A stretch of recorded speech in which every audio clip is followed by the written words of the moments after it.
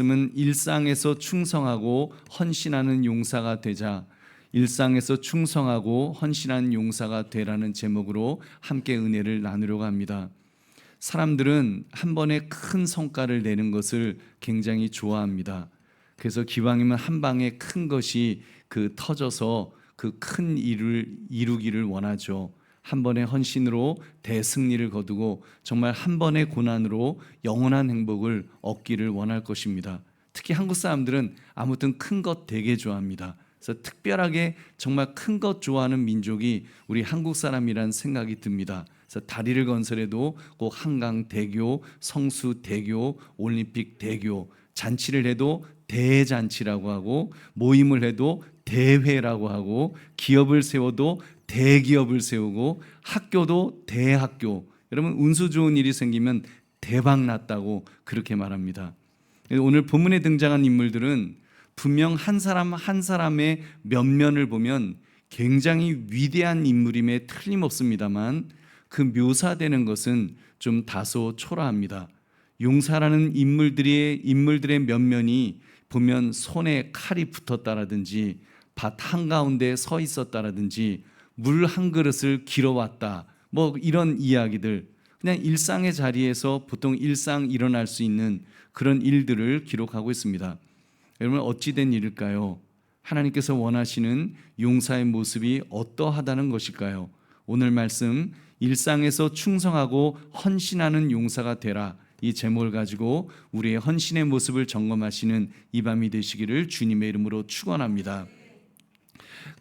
우리가 일반적으로 용사라고 하면 용사라고 하면 아주 특별한 사람을 우리가 떠올립니다. 강하고 막 담대하고 남들이 하지 못하는 일을 그냥 척척 해내는 그런 사람을 우리가 용사라고 생각합니다. 근데 오늘 본문은 이 용사의 정의를 조금 바꾸어 놓고 있습니다. 요셉, 바세벳, 엘르아살, 삼마, 이런 사람들을 보면 분명히 뛰어난 전사들이었습니다만, 성경이 강조하는 것은 그들의 체력이나 전투 기술이 아니었습니다. 그들의 충성에 대해서, 그들의 자리 지킴에 대해서, 그들의 헌신에 대해서 강조하고 있습니다.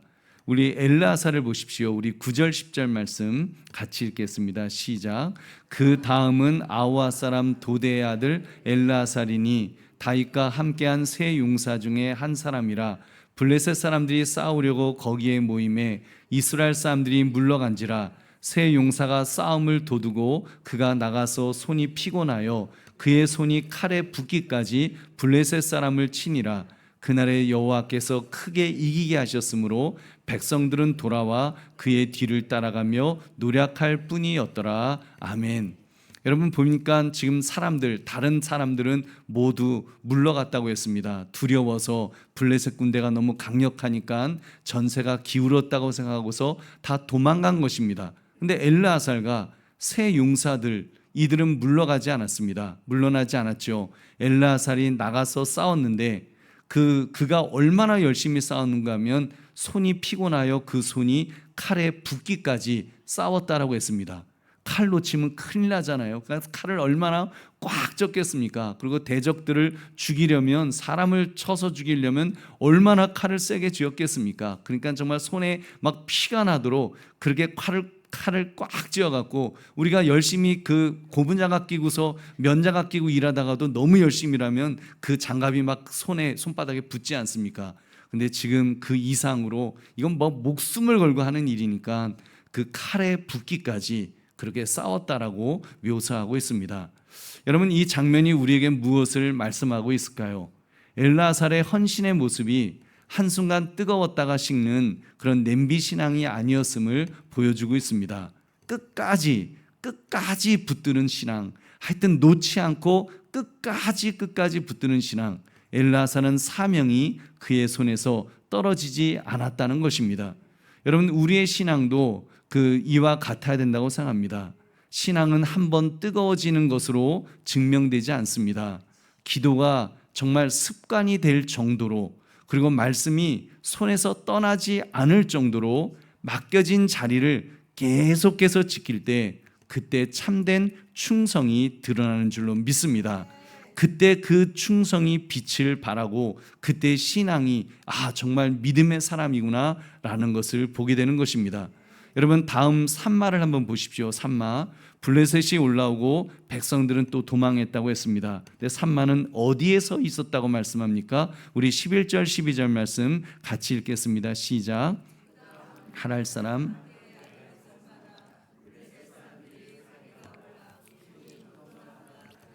한쪽 밭에 모임에 백성들은 블레셋 사람들 앞에서 도망하되 그는 그 밭 가운데 서서 막아 블레셋 사람들을 친지라 여호와께서 큰 구원을 이루시니라. 아멘. 여러분, 지금 이 사람이 성막이나 그 왕궁을 지키기 위해서 서 있었던 것이 아니죠.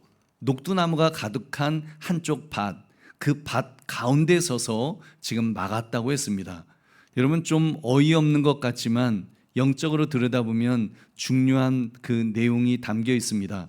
하나님은 우리를 찾으실 때 언제나 이렇게 위대한, 아주 위대한 무대, 그런 위대한 무대에서만 우리를 찾으시는 것이 아니라는 것입니다. 하나님은 우리가 발을 딛고 있는 삶의 현장을 지키고 있는가를 보시는 줄 믿으시기 바랍니다. 여러분, 우리에게도 그런 식으로 밭이 있습니다. 가정이 우리의 밭이고요, 직장이 우리의 밭입니다. 교회에서 맡겨진 작은 섬김이 하나의 밭이라고 할 수 있습니다. 아무도 알아주지 않는 새벽 기도의 자리를 지키는 그 자리가 밭이고, 또 이렇게 금요기도에 나오신 여러분의 그 기도의 자리가 밭인 줄 믿으시기 바랍니다. 여러분, 근데 일반적으로 사람들은 무엇을 기대합니까?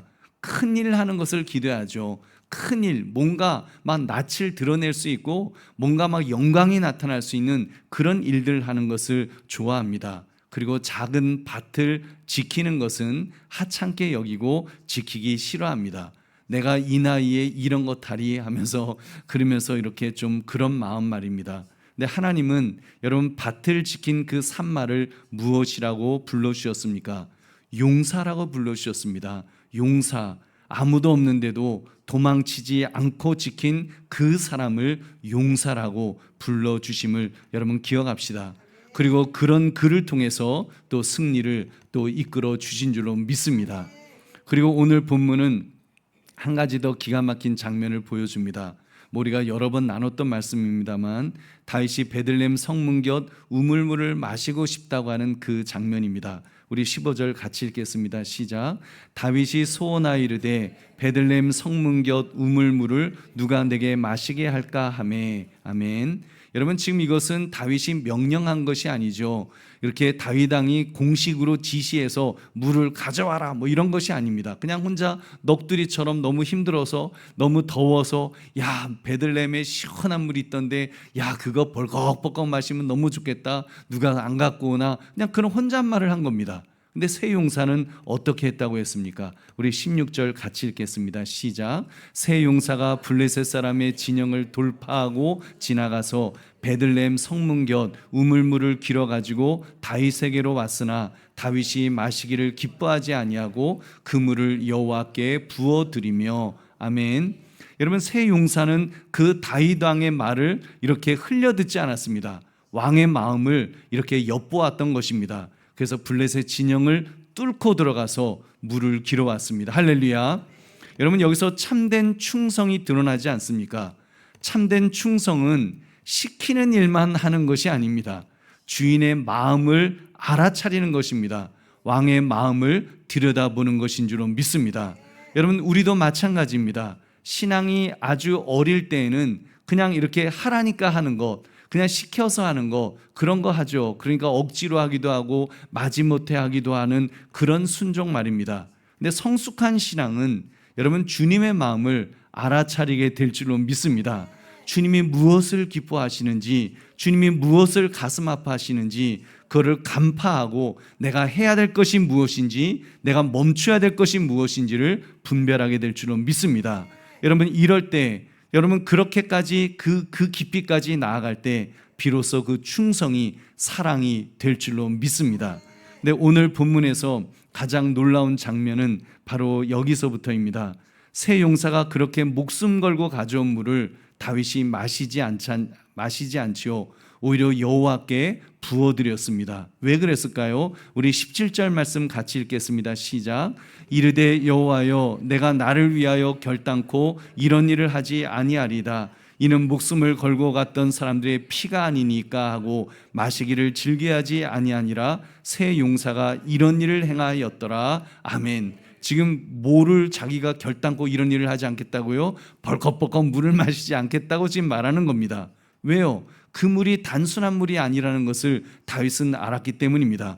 용사들의 땀만 들어간 것이 아니라 거기에는 용사들의 피가 섞여 있는 그 물이라는 것을 알기 때문에, 피와 생명이 담겨 있다는 걸 알기 때문에, 그래서 다윗이 말한 것입니다. 내가 이것을 어찌 마실 수 있겠느냐? 내가 한순간에 벌컥벌컥 어떻게 마시겠냐? 목숨을 걸고 정말 갖고 갔던 사람들의 피가 아니냐? 그래서 하나님에게 부어 드린 줄로 믿습니다.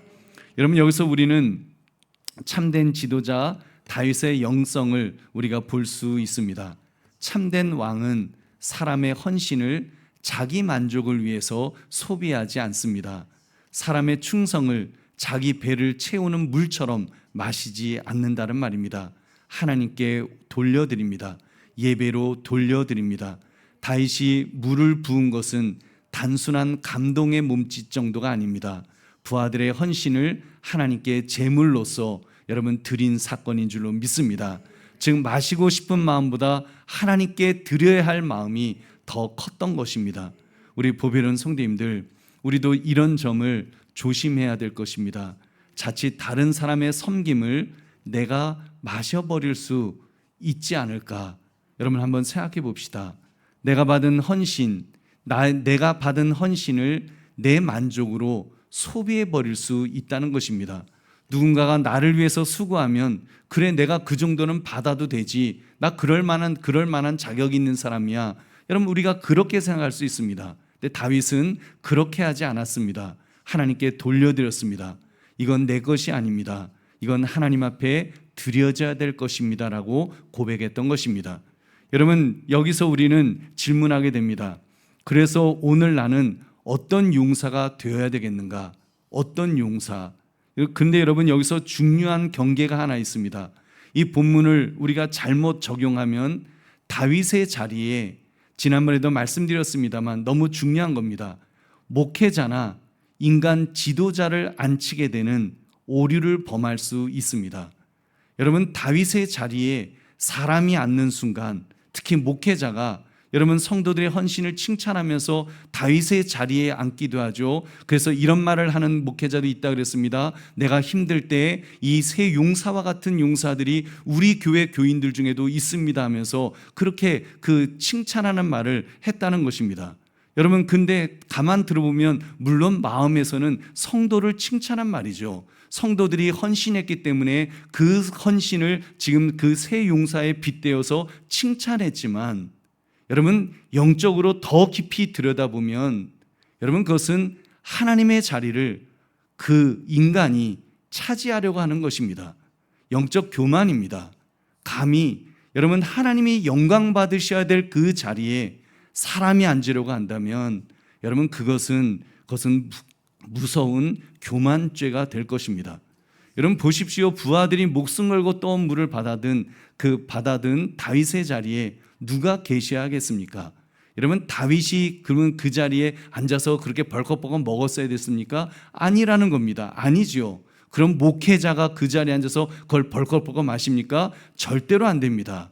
더 큰 다윗이신 예수 그리스도께서 앉으셔야 될 줄 믿으시기 바랍니다. 여러분 다윗은 기름 부음 받은 왕입니다. 그러나 그는 궁극적인 왕은 아니었습니다.